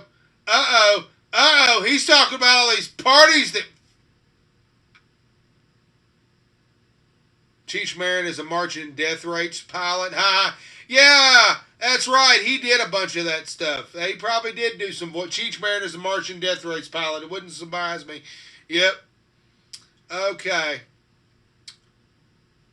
The high point of the day was certainly when my fiancée Gail rescued me from the cavernous sweatshop of Mecca and took me out for Thai food lunch. It was marvelous, and the memory of it was not dimmed a few minutes after she dropped me back at Mecca when she called in a panic and told me she locked her car keys in her car 5 blocks away while the engine was running. Would I run out there through heavy traffic and open her car with my keys, please? Now we come to Margaret, the approachable, Weiss's second party. Oh, so she was nicknamed the Approachable. See, she's always been sort of bookish elaborate. I'm sorry, Margaret. Okay, Weiss's second party held in the Mark Plaza Hotel Wednesday night. This is the party where, by tradition, many things occur of a nature that I cannot discuss in this magazine without risk of legal action and the collapse of gaming industry.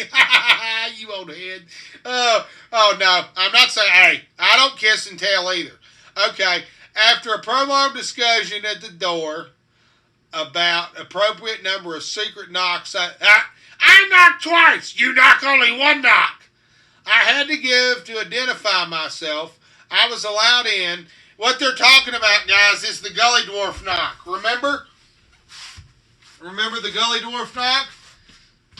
Wait a minute. I'll tell you what I'm talking about. The Gully Dwarf knock was... Is there in here? Which one was it? Here it was.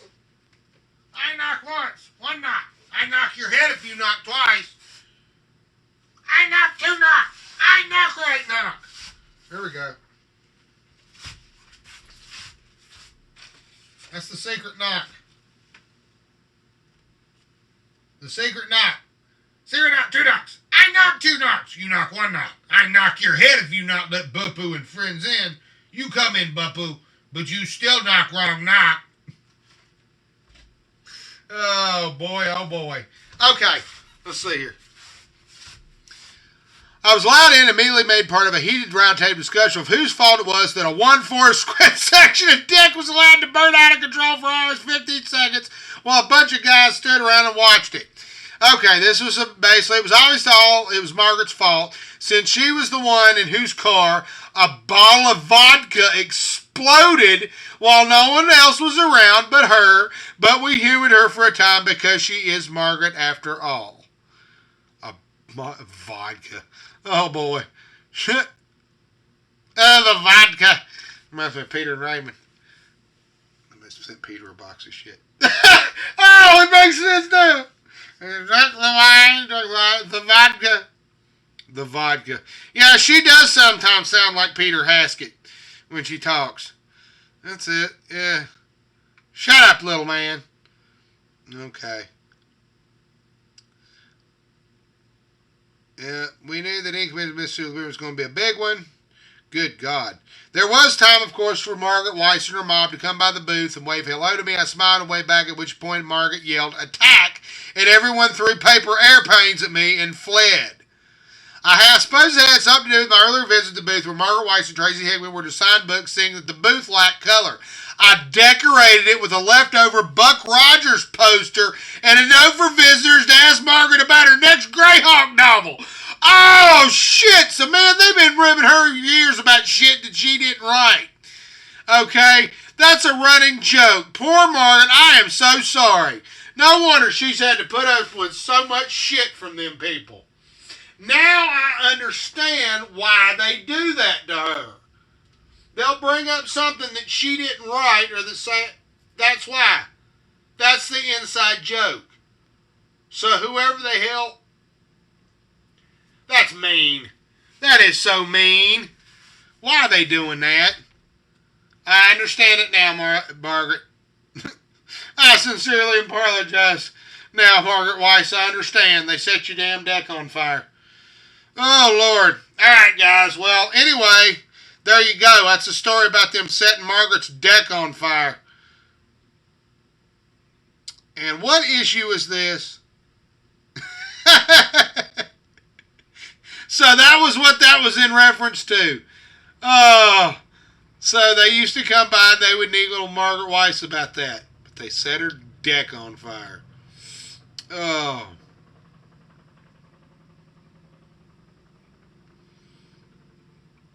Damn. And it goes. I mean, it's a hell of an article. Holy shit. Let's see. Continued on page 14. Damn. It's like.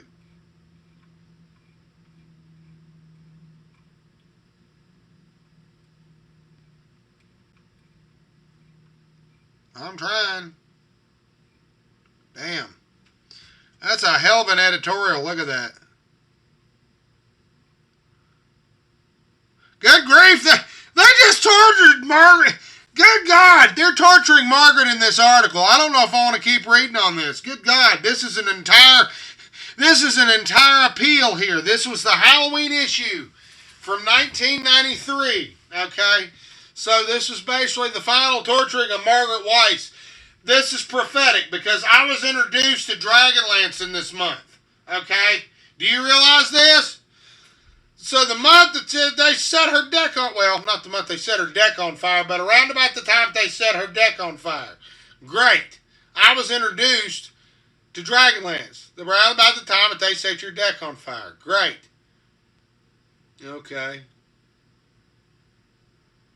Get serious, I'm not leaving to go anywhere. Clarence nodded, fully expected that reply, and me left. I laughed, but Margaret looked quite pleased. I discovered why when the Klingons appeared in the booth with me, having entered Fortress TSR through its undefended rear door, she sent the Klingons to them. They handcuffed me and dragged me away and threw me in cell block number 1. Jail and bail thing to support different charities. So they arrest you. Margaret paid a bunch of Klingon actors. Margaret and her friends have paid for me to be in prison without trial or legal representation to benefit for the Children's Hospital of Wisconsin. Which was a comforting thought up to the point where my own son John paid to have my sentence extended.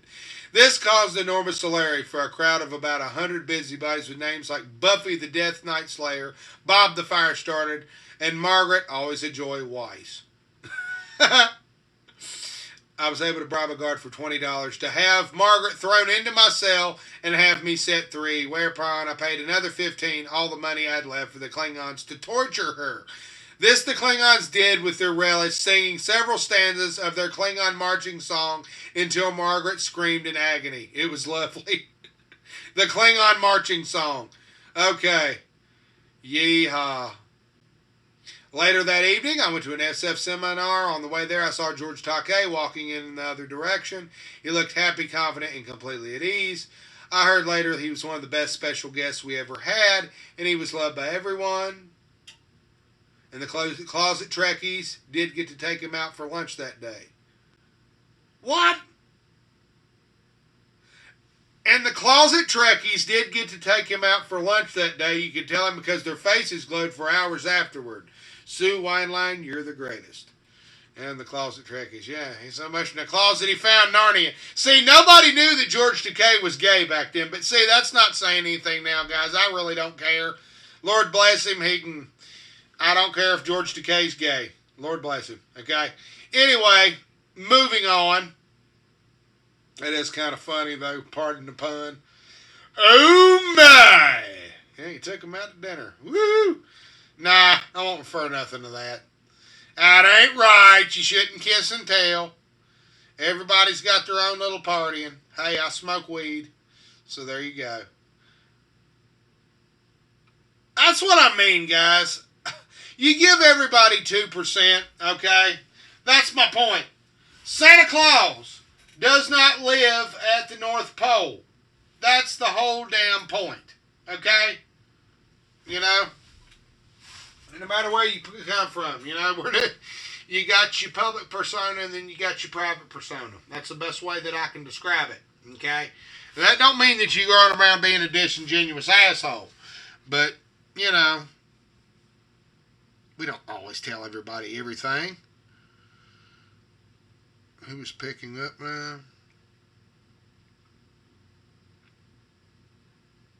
Soon.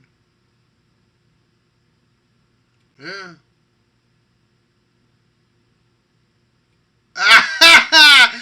Oh, yeah, number 6. It's completely true, but nothing will drive Margaret crazier more quickly unless you say something about Missouri being on the wrong side in the Civil War.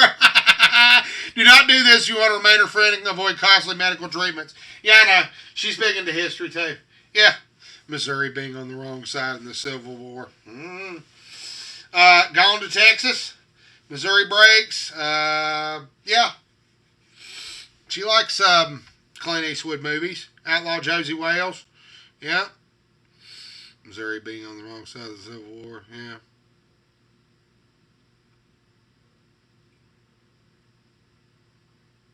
Take them out for lunch. The inevitable footnotes. 2. We're going to take them out for lunch. They say, we'll keep them away from all the dragons, talk about normal things.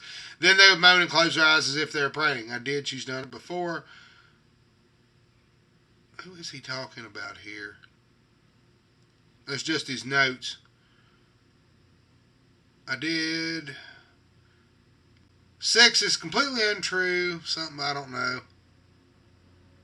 know. This must have been each one, the notations. I don't know. I'm reading them out of context. She was leaving to pick up George Takei at the airport when she suddenly misplaced her car in the parking lot. She picked up a near hysterical state by Barbara Young, who helped her find her car and thus saved the preparation. George Takei's plate was late anyway, so it didn't matter.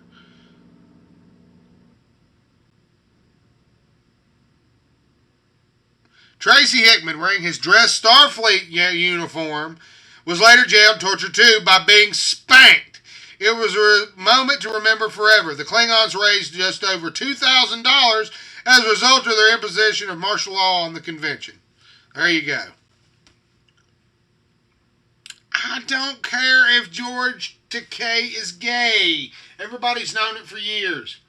It's not an issue anymore. It doesn't matter. Lord bless him. He set your phasers to stunning. Oh my. Who cares? There's a lot of them that are.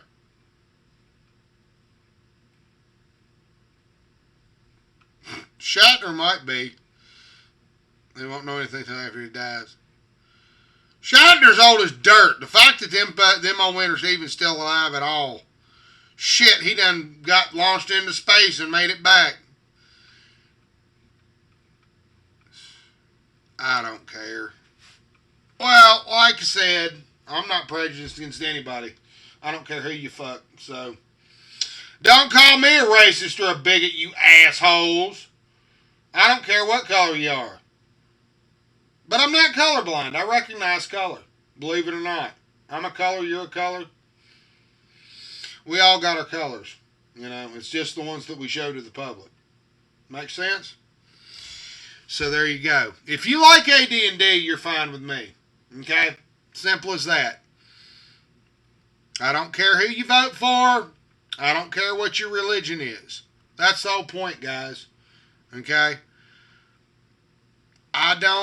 Somebody says a racial slur in front of me, yeah, I'll probably get a kind of a nod and a false eyebrow, but I'll ignore them. But you know something? I'll let it go. They didn't burn a cross in front of my house, you know? And really, I can choose who I hang out with. If somebody's a complete insufferable asshole, don't hang out with them. Simple as that. You do not have to hang out with anybody that you don't feel comfortable around. And to the same token, you don't have to reciprocate feelings to somebody that you're not attracted to. Simple as that. Give everybody 2%, okay? Sometimes that's a thank you, a fuck you, and a bye, okay? The fuck you is optional. Sometimes it's a hello and goodbye. But you give them 2%. Some people you would like to have a rapport with and you just don't because you're just not on their level. Whatever it is. Now, it's not a mark on you, okay? It's just that you're just not on the same mental wavelength or whatever state of mind that they are. Okay? Whether it be aesthetically, whatever, okay? Maybe you don't like the way that I word something, okay? If I say somebody's queer, it doesn't necessarily mean that I hate them because they're homosexual. No, I don't care if they're homosexual, okay? I'm not going to start dropping names. I don't really care. I mean, this thing of, I got black friends. No, I don't have to point my friends out to you, okay, so you can go harass them. Okay? Nor do I have to bring somebody up and say, well, hey, I'm buddies with so-and-so, so I definitely couldn't be this. I don't really give a shit. Okay? You can think whatever you want of me. What somebody else thinks of me is none of my damn business. Okay? Simple as that. Okay? They can think whatever they want. Alright? You can't do a damn thing about it. I will say you treat others like you want to be treated. Some of it you just got to let it roll off your back. You're not going to be able to get along with everybody. Give everybody 2% and move on. Okay? Simple as that. If you like Dungeons and Dragons and you like DragonLance, then you're okay with me. Alright? This channel is not monetized. I'm not looking to be the belle of the ball. I'm not looking to start any shit with anybody. And I'm certainly not looking to disparage anybody, celebrity, famous, or otherwise. Okay? I like George. He says some goofy shit on occasion, if you've ever looked at his Twitter feed, but it's like anybody else. Okay? They get caught up in their own little thing, and sometimes we read it out of context. That's not a remark on them. Okay? You have a choice most of the time to mind your own business. And in some cases, it's better off when you do. Okay? If you ain't got nothing nice to say about somebody, don't drop a name. Unless it's nice. And usually, I tend to not mention anything if I don't have anything nice to say about somebody. So, like I said. Anyway, we like old George. God bless George Takei.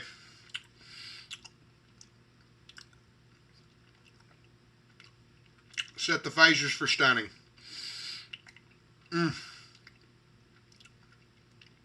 But, guys, now, this don't have anything to do with that, but I will tell you right now that I don't go for the pandering bullshit, okay? A lot of the stuff that is going around the tabletop RPG scene, I've said it before, it's asinine, it's childish, and it don't mean jack shit to me, okay? I don't have a boss that I have to answer to. I'm not monetized. And most of this stuff is put out completely free to you all, for you all to peruse and enjoy at your leisure. If people don't like the way that I present it, or the way that I've put it out to you, you do a better job, you get out there and do it. Okay? You, man on the street, if you don't like the way of how I'm doing something, then you get out there and do it. Okay? You take your resources, and you get out there and you put out your DragonLance content, or you get out there and you write your book, you do what you're going to do. Okay? Whole lot of this, and not a lot of this. Because what's this going to get you? Yeah. So, we'll figure it out. This is what I'm doing right here, guys. I'm trying to show as much as possible. I sit down and talk to people. Shoot the shit. Do a little of this, do a little of that. What I do, though, is not that extraordinary. Okay? I'm just showing some stuff that I've had on the back burner for, like 20 years. The stuff that I've collected over the years. And I see a lot of it. It's now coming into the hobby to where it's starting to resemble more of a damn video game than a tabletop game. But there you go. I mean, hell, we're using a computer to read this damn thing. But my point is, guys, DragonLance will always survive in some way or form. And there's a lot of people that made this shit happen. Okay? From the fans to the celebrities that showed up. Okay?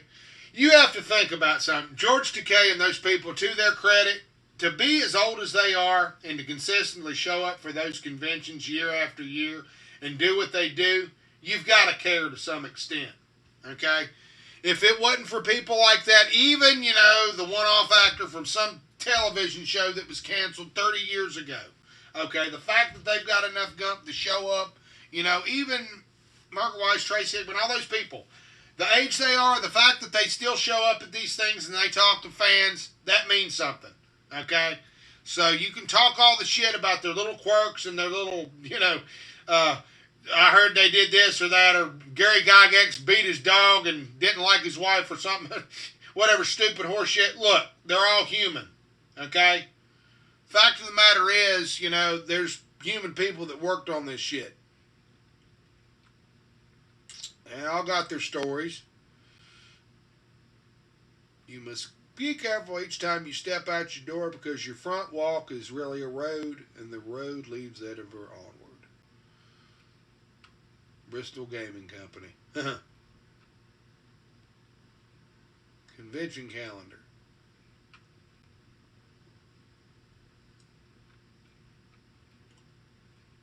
No, that joke about somebody sent Peter a box of shit.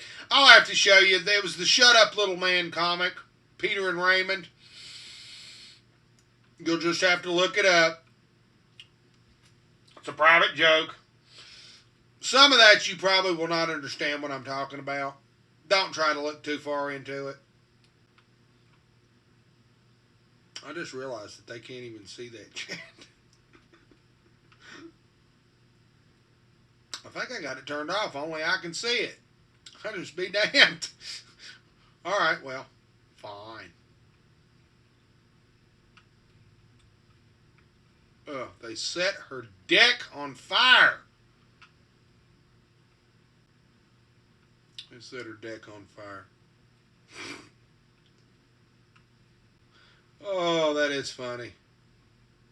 Set her damn deck on fire, boy. Kamagoroshi. That's just some more. We're scrolling. What the hell's going on here? Strahd. Yeah, here we go. Okay. Yep, Tracy and Laura Hickman, yep.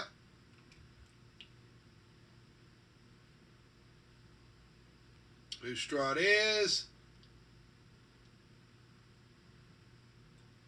To monstrous but moderately powerful vampire, made him a sort of demigod of evil. See there? See, this is talking about Strahd, Strahd.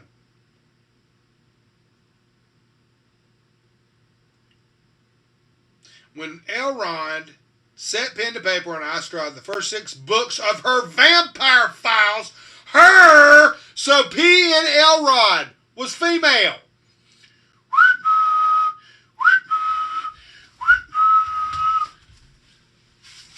Hey, buddies. Did you know that? Did you know that? Okay, so what have we learned from this stream, guys? A good majority of the people that wrote for TSR were fucking women. So there. Margaret Weis, P&L Rod, Mary Kirchhoff. Holy shit. Tina Danielle. Holy shit. So there you go. Alright? So next time, some goofball. Oh man, she could have destroyed that idiot in 2 seconds if she really wanted to. Oh my god. Oh my god, oh my god, oh my god. Oh. Alright, guys. Well, this is getting a little long. And let's see here. Let's see what else I got to roll this out with here. We'll see what else I got here. Hold on just a second. We'll be right back here in just a minute. Just a second. I'm going to scroll this down, see if there's anything else to see here. This is just a short story and fiction. Yeah. Dragon Merv.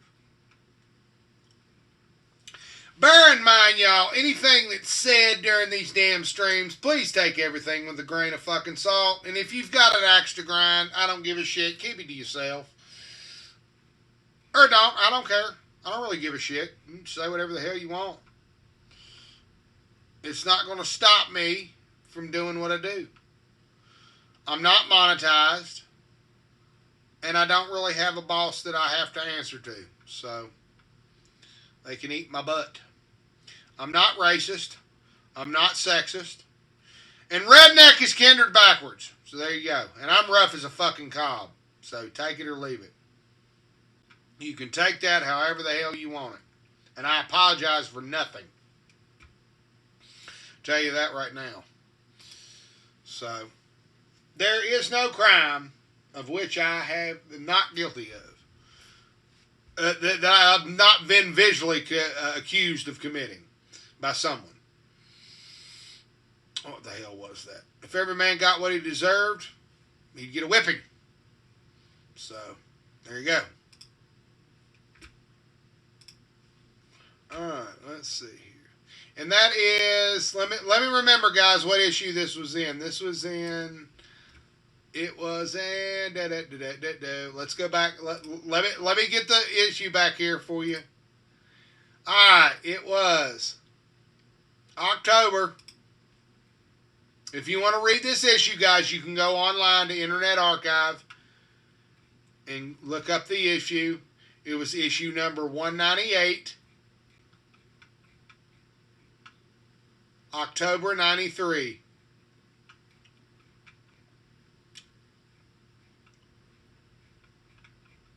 It had the article about them setting Margaret's deck on fire.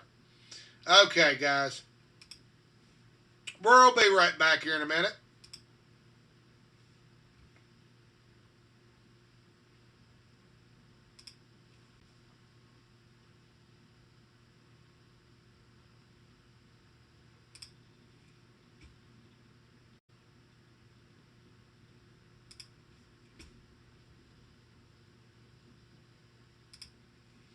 Alrighty.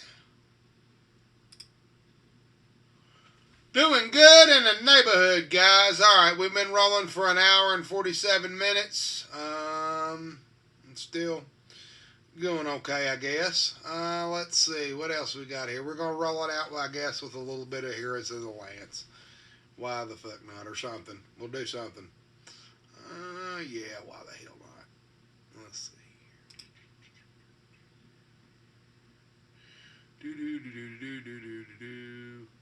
Where's that? Where it be? Where'd it be?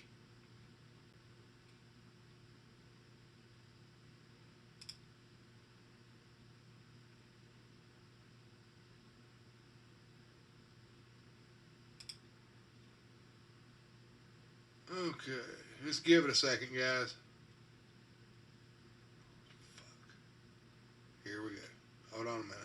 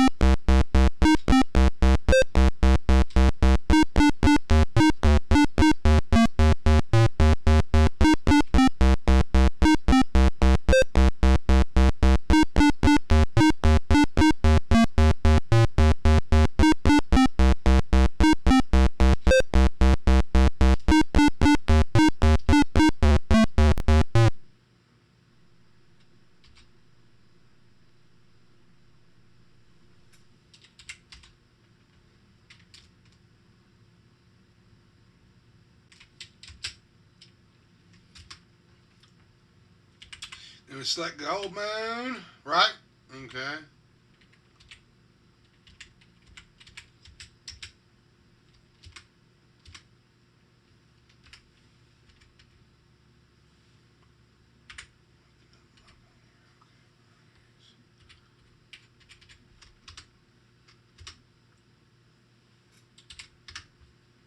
like the controls on this one a little easier than the other one.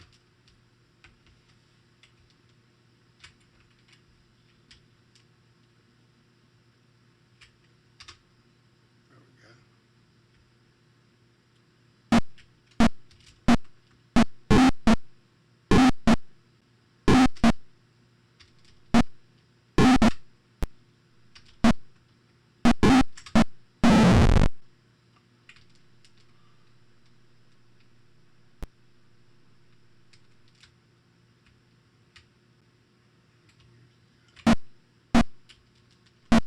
Oh shit. Here we go.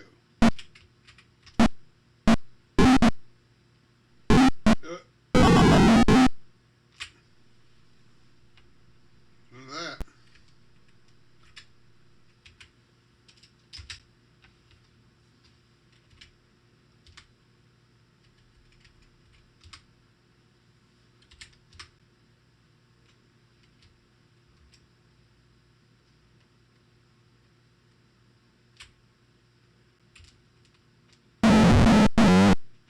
Shit. Probably could. That's because I got in a fight.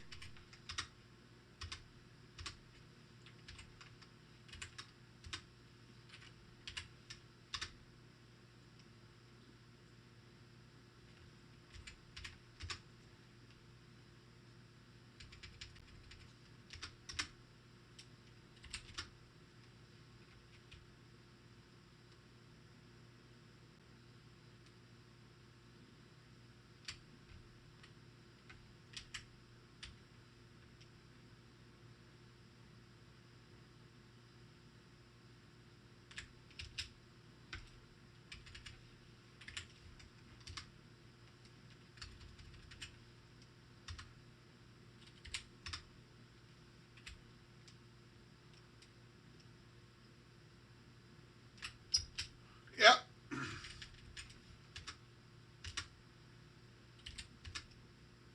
That's just a couple of points, I guess. I don't know. I ain't figured that one out myself. Oh, at least he removed the trap.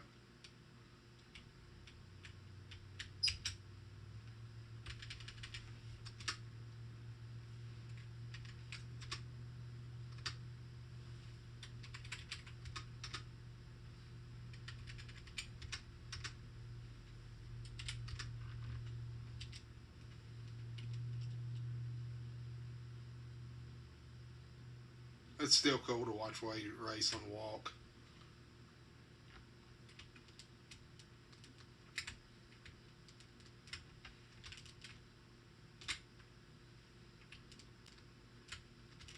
Should rock.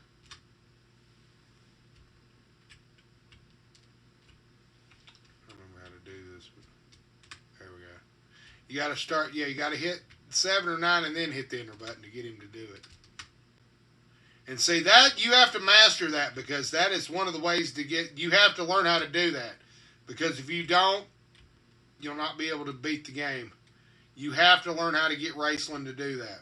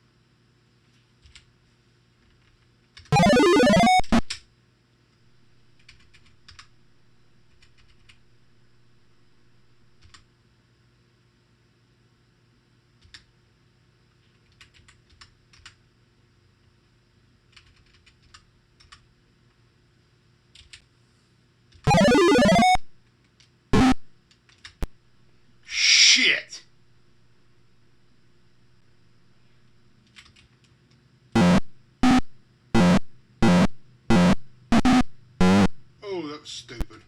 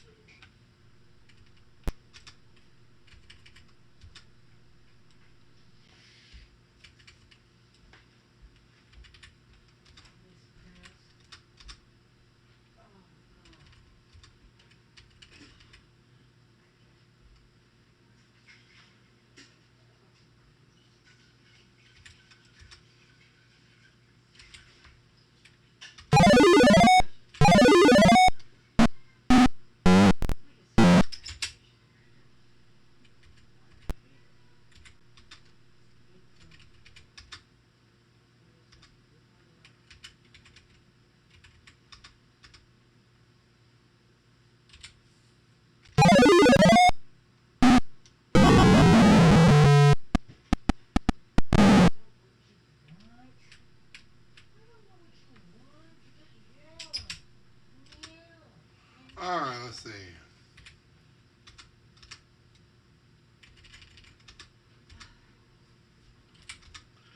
Okay.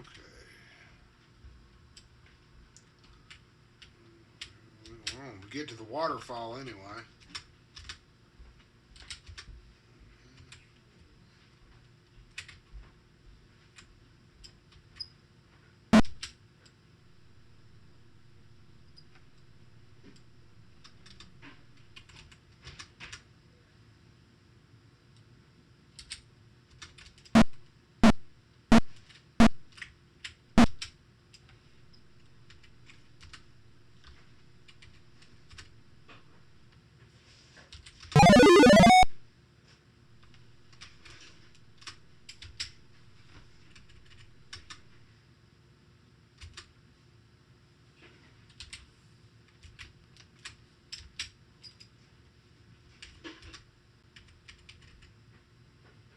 Ah, fuck it.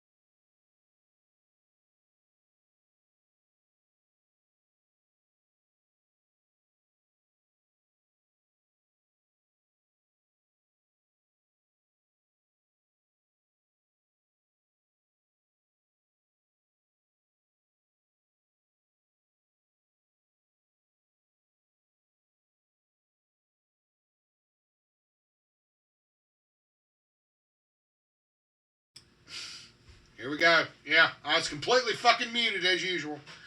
Alright, guys. We'll go ahead and end it out with that. If y'all like Dragonlance, like I said, y'all are good with me. Bear in mind, anything that I say on these streams, don't take it as literal.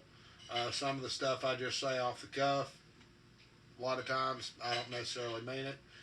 But, like I said, you can take it however you want. I don't care. Whatever. Alright, but for those of you know, you know, and for those that don't, it really don't matter. Okay, guys, be good. This is Engine Joe, and y'all roll on. Oh, and incidentally, please don't go up to Margaret Weis and ask her if somebody set her deck on fire, and then promptly ask her about books that she didn't write. Forgotten Realms.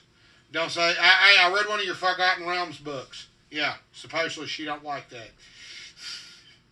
Or think about Missouri. No, there's a lot of them from Missouri. If you tell them that Missouri was on the wrong side during the Civil War, yeah, there's a lot of people that get pissed off about that. There's people in Virginia and West Virginia get pissed off about that. There's people in Pennsylvania get pissed off about that. Yeah, so I can understand. Alright, I'm not going to dig myself too much of a damn hole. Yeah, I don't mean nothing.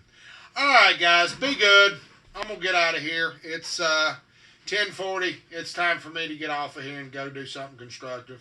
Smoke a bowl. Go to bed. Watch a movie. Do whatever. Alright, it's Saturday night, y'all. And I think we've had a pretty good run. It's 2 hours and we've done good. Alright, guys. This is it.